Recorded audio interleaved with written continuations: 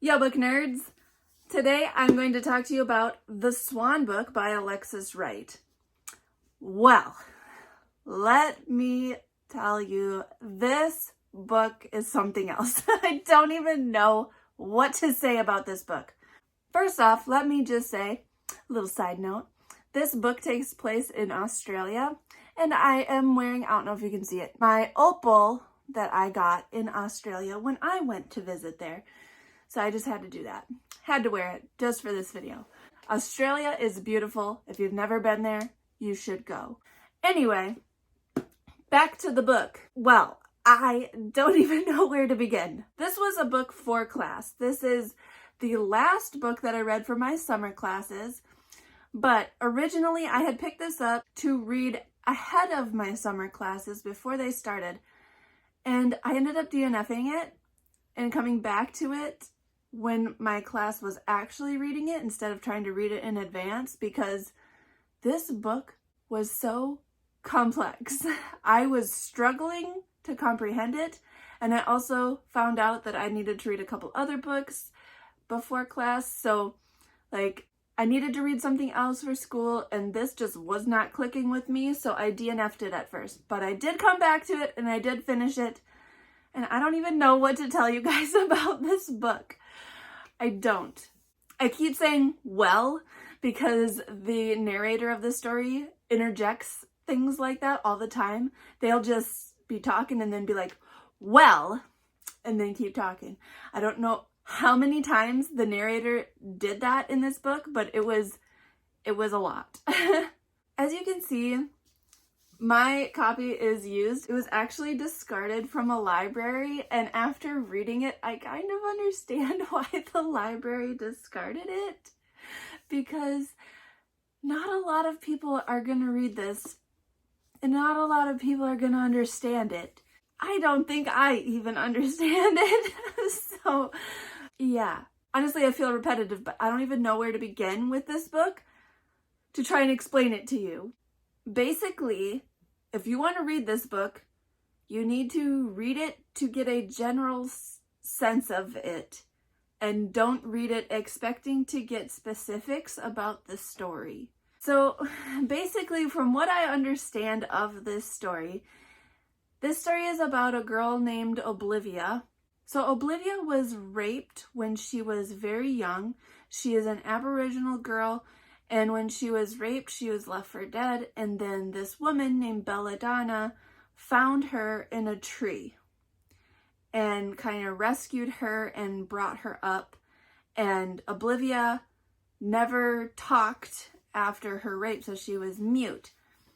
There's this other character named Warren, and he is also Aboriginal, but he is in politics, and Olivia and Belladonna live on a reservation, but Warren is in politics. He lives in the cities, and he knows about Olivia and what happened to her, and it becomes his obsession to save her, and he ends up almost kidnapping her and marrying her, and Olivia goes along with it, but she doesn't really comprehend what's happening.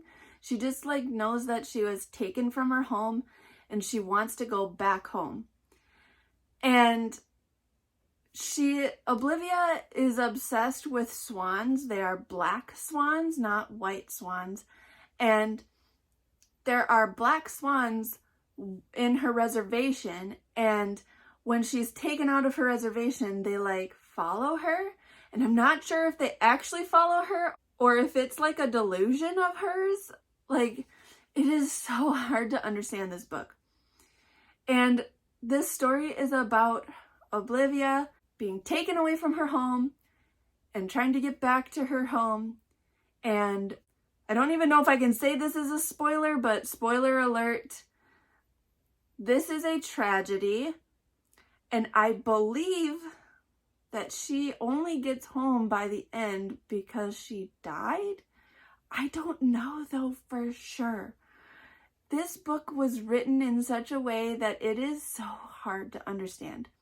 The main themes that I got out of this is that this is a commentary on colonialism, first of all, because colonizers came in, they forced natives off their lands, they're ruining their lands.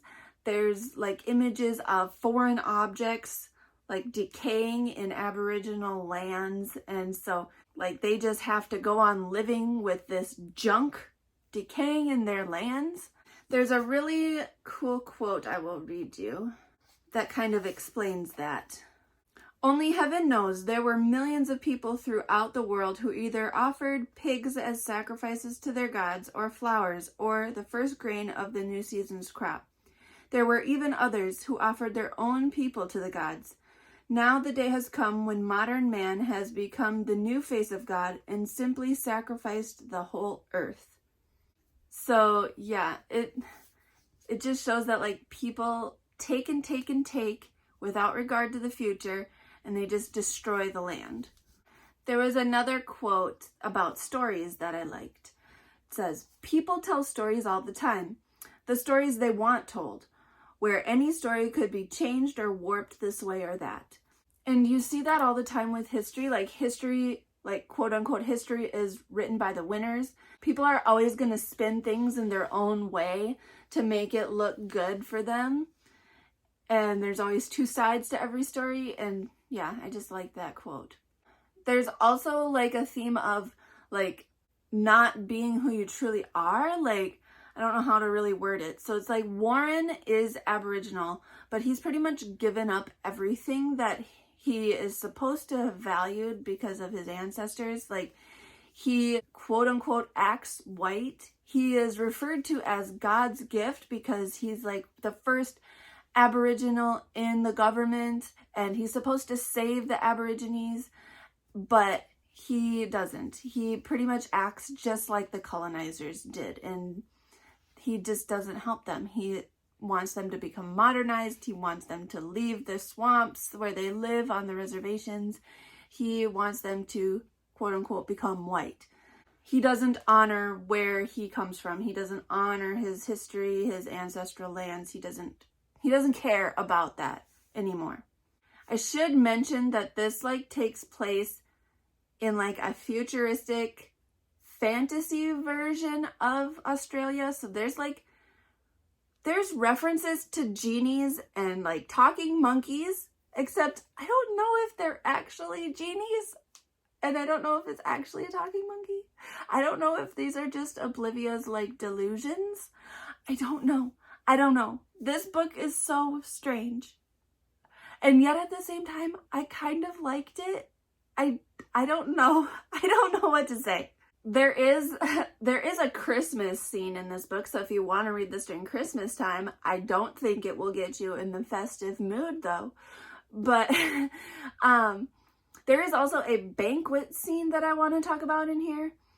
And right now off the top of my head, I can't remember. I think the banquet scene is for their wedding, if I remember right. It's been a little bit since I read this. I didn't record this right away because I needed to let this sit. I needed to let this book sit in my head. But anyway, at this banquet, Oblivia sees like all this food, and she can't believe like all this food. She sees so much of it. It says, more food than the girl had ever seen in her entire life, and the sight of so much food for one meal made her nauseous and unable to eat.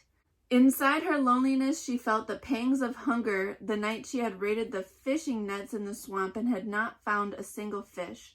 So like, she's known hunger, and then she sees all this food lavished upon people she doesn't even know at her own wedding, and she just can't even bring herself to eat because she sees it as so wasteful when other people are starving.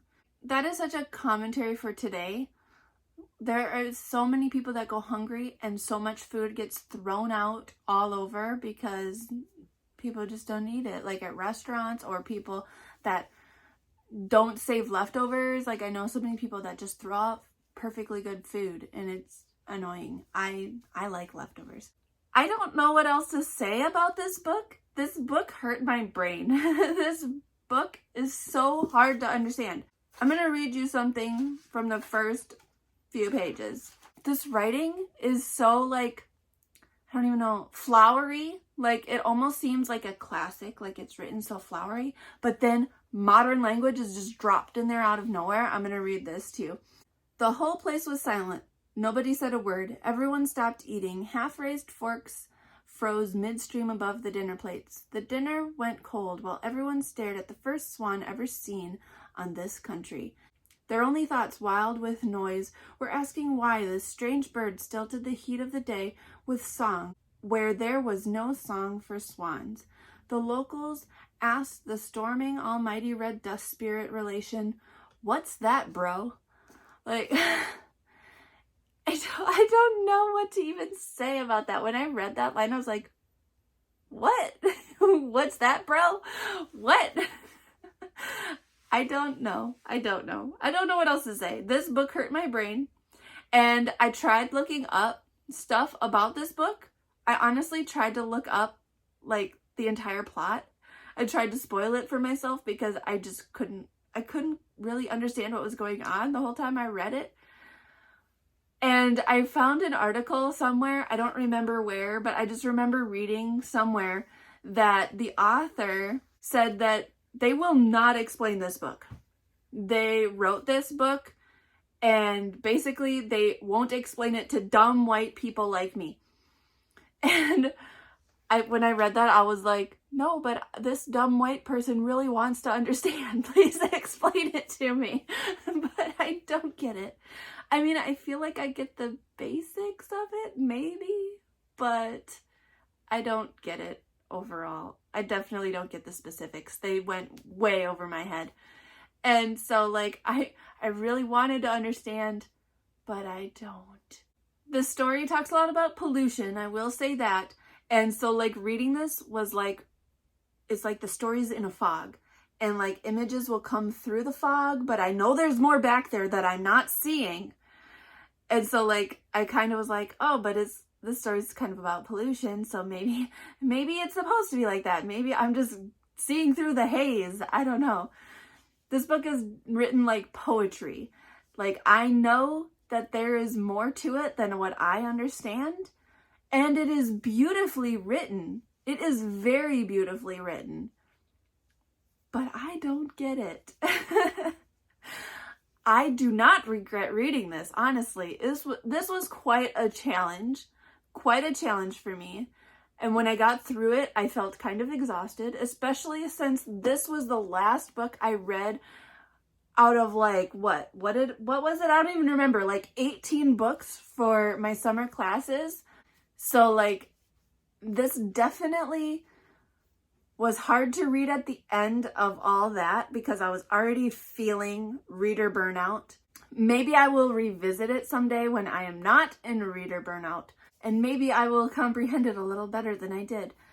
I do not regret reading it.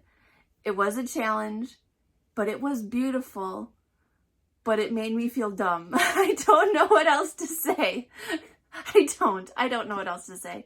If you've read this book, please talk to me about it in the comments, because I would be interested to know your takeaways and help me learn more about how to read this book and what I'm not understanding. And if you want to venture to read this book, I encourage you to do so. I encourage you, because this was so different than anything I've ever read, and it definitely broadened my horizons and the way I read. I do think it's a very, very well-crafted, beautifully written book. It is just a little beyond my comprehension, I think, at least at this point in time. But anyway, that is the Swan book, and I will leave it at that. Hit like and subscribe. Thanks for talking books with me.